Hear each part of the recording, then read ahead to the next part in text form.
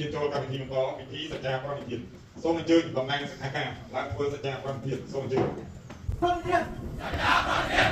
នៅចំពោះសូមសច្ចាចំពោះទុំជាតិរុងរឿងសូមសច្ចាចំពោះទុំជាតិរុងរឿងរបស់មានភូមិផាប្រតិភិនសច្ចាប្រតិភិន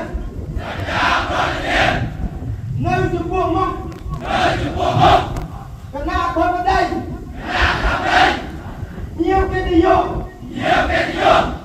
នឹងអង្គពិធីទាំងមូលយើងខ្ញុំទាំងអស់គ្នាជាសិក្ខាកាមវគ្គ7បុត្រហ៊ានកងទ័ពជើងកងចំនួនទី6សូមសច្ចាចំពោះទុំជាតិរុងរឿង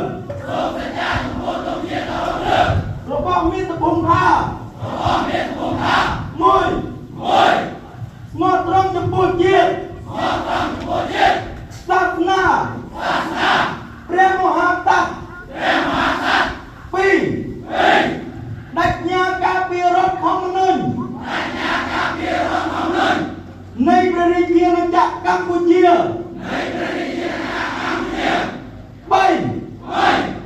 ជានិច្ចកាលលើកកម្ពស់ស្មារតីរៀនសូត្រគោរពវិន័យផ្ទៃក្នុងនិងគោរពច្បាប់លក្ខណៈទូទៅរបស់កងយុទ្ធពលខេមរៈភូមិន្ទយកចំណេះដឹងដែលបានរៀនសូត្រប្រែក្លាយជាការអនុវត្តដោយហ៊ានធ្វើពាណិកម្មគ្រប់បែបយ៉ាងដើម្បីការពារជាតិការពារប្រជាជន